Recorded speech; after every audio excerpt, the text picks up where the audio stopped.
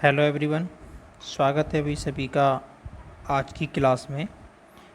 साथियों, मैं जैसे कि मैंने आपको बताया था कि हमने समय सारणी आपको बता दी है और जिसने नहीं देखा है वो समय सारणी देख सकते हैं।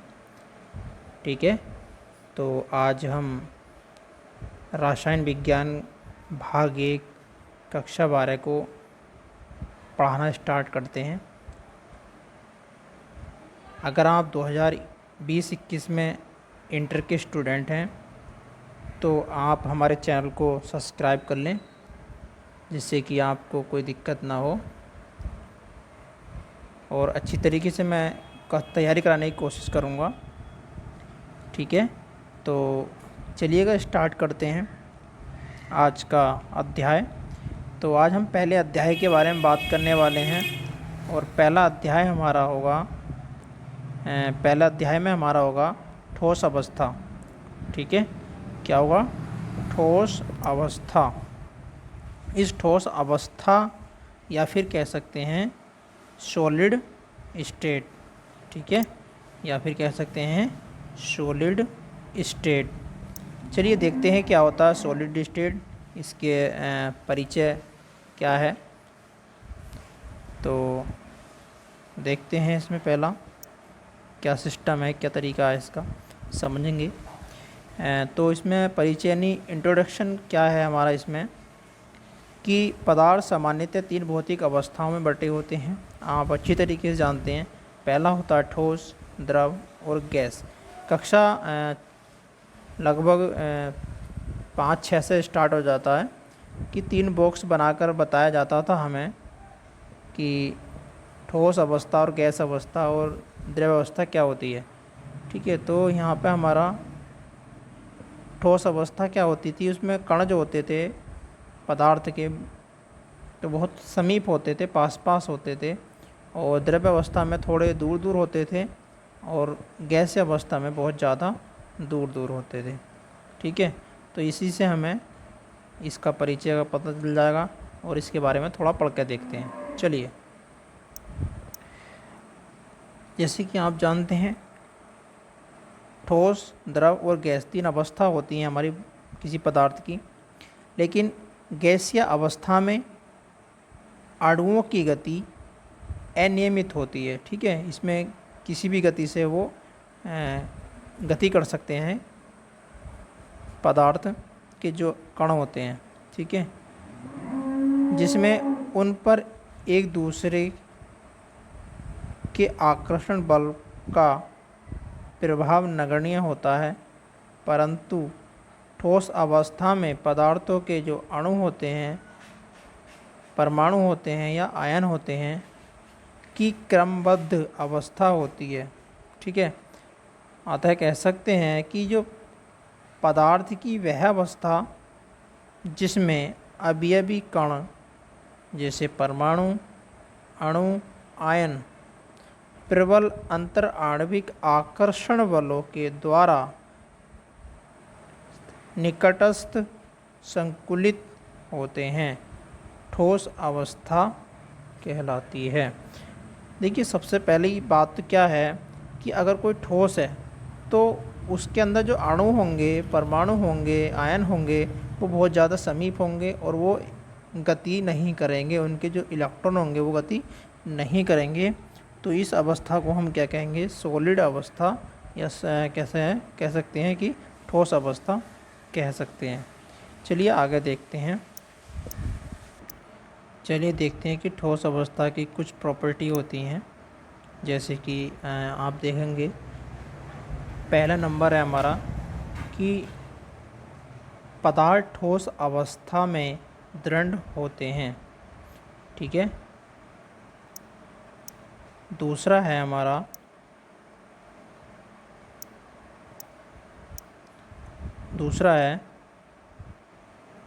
पदार्थ ठोस अवस्था में अपनी आकृति, ठीक है, एवं आयतन बनाए रखते हैं तथा उन्हें रखे जाने वाले पात्र के आयतन एवं आकृति से इनकी आकृति पर कोई प्रभाव नहीं पड़ता है। ठीक है, इन ठोस पदार्थों को कहीं भी रख दो तो इनकी आकृति और आयतन पर कोई भी प्रभाव नहीं पड़ता है। ठीक है, लेकिन अगर हम बात करें पानी की, अगर उसको हम गिलास में भरेंगे तो उसकी आकृति और आयतन अलग होगा। अगर उसको हम किसी प्लेट में रखेंगे, भरेंगे पानी को, तो उसमें अलग होगा। ठीक है, ऐसे ही गैस का होता है। अगर उसको सिलेंडर में भरते हैं तो उसका आयतन और आकृति अलग होती है।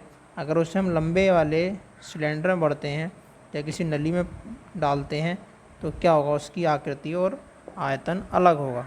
ठीक है, लेकिन ठोस में ऐसा नहीं होता है। तीसरा पॉइंट है, द्रवों एवं गैसों की अपेक्षा पदार्थों के ठोसों में नगण्य विसरण होता है। ठीक है, चौथा है, पदार्थ ठोस अवस्था में लगभग असंपीड्य तथा कठोर होते हैं। पाँचवा है, पदार्थ ठोस अवस्था में क्रिस्टल बना सकते हैं। ठोस अवस्था में क्रिस्टल बना सकते हैं। ठीक है, आगे देखते हैं।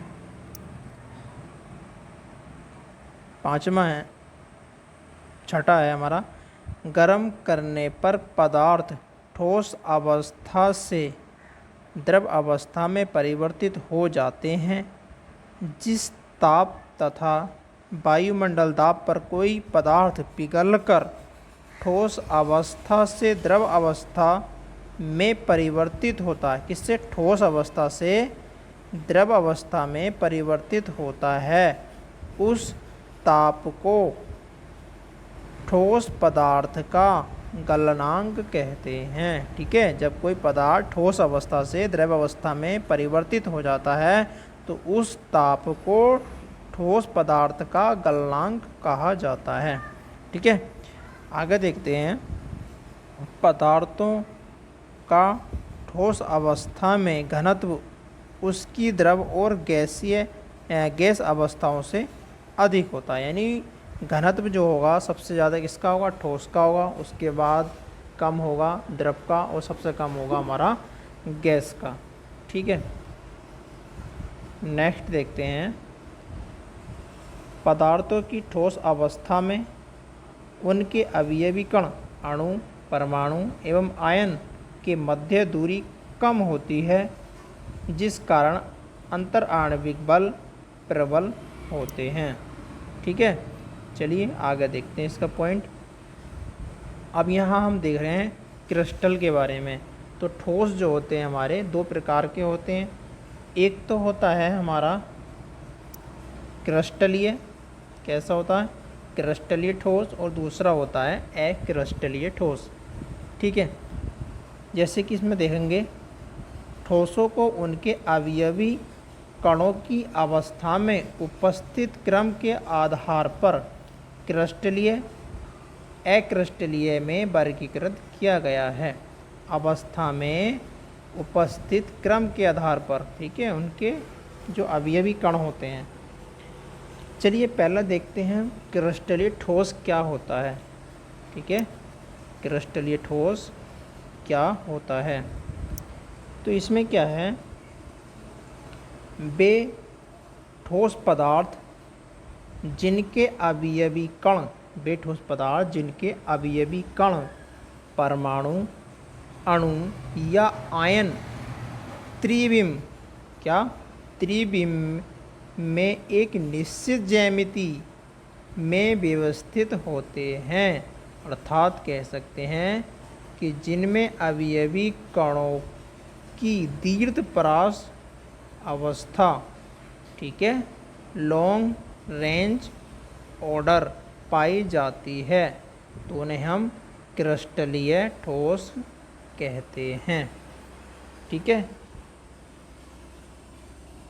यह क्रिस्टलीय ठोसों का लाक्षणिक गुण होते हैं।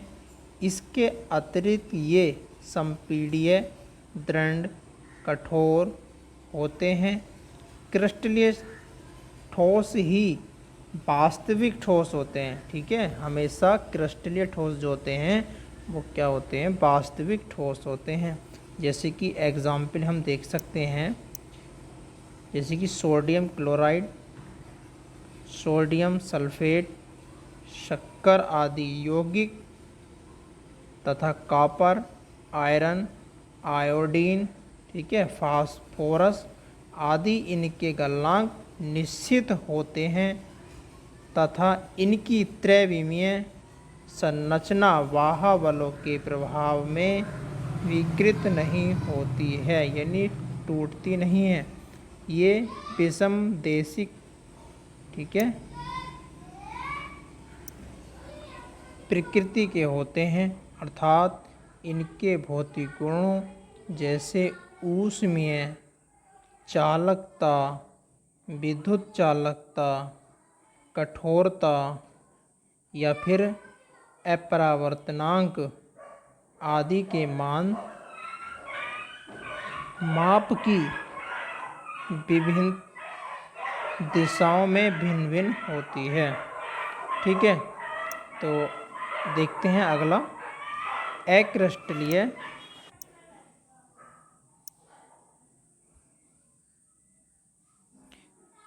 अक्रिस्टलीय ठोस में क्या होता है, वे ठोस जिनका कोई अनिश्चित ज्यामितीय रूप नहीं होता, ठीक है, अनिश्चित ज्यामितीय रूप नहीं होता है तथा इनके आंतरिक अवयवी कण, परमाणु, अणु, आयन की कोई निश्चित व्यवस्था नहीं होती, अर्थात इनमें कण अव्यवस्थित होते हैं, तो ऐसे ठोसों को अक्रिस्टलीय ठोस कहते हैं।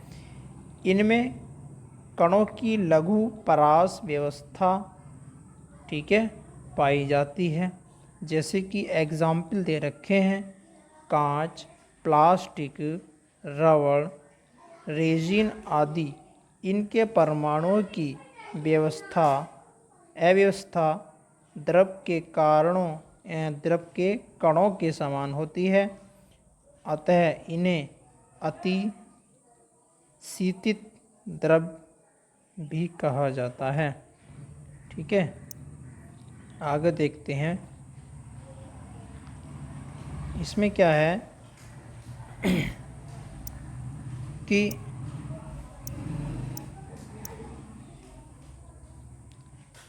अक्रिस्टलीय ठोसों के प्रमुख गुण, ठीक है, कुछ प्रॉपर्टी दे रखी है इसमें अक्रिस्टलीय सॉलिड की, जिसमें कि पहला है अक्रिस्टलीय ठोसों के अवयवी कणों की आंतरिक अवस्थाओं में कोई अनिश्चितता नहीं होती है।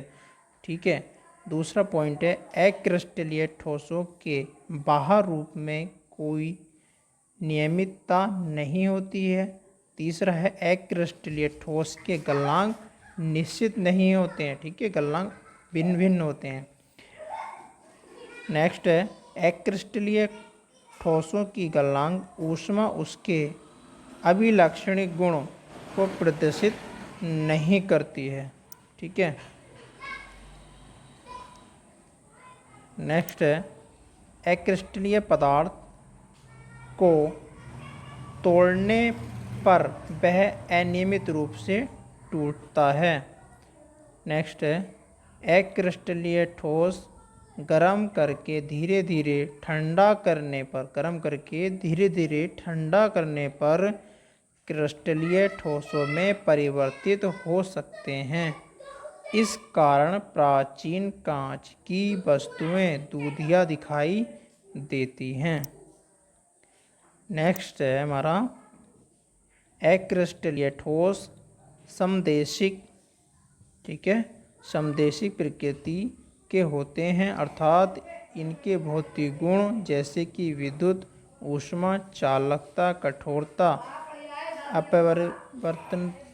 अपरिवर्तनांक आदि के मान माप की विभिन्न दिशाओं में समान होते हैं, जैसे कि कांच का प्रवाह या वेग। अपरिवर्तनांक के मान वही रहते हैं भले ही किसी भी दिशा में मापन किया जाए। अतः कांच को समदेशी कहा जाता है।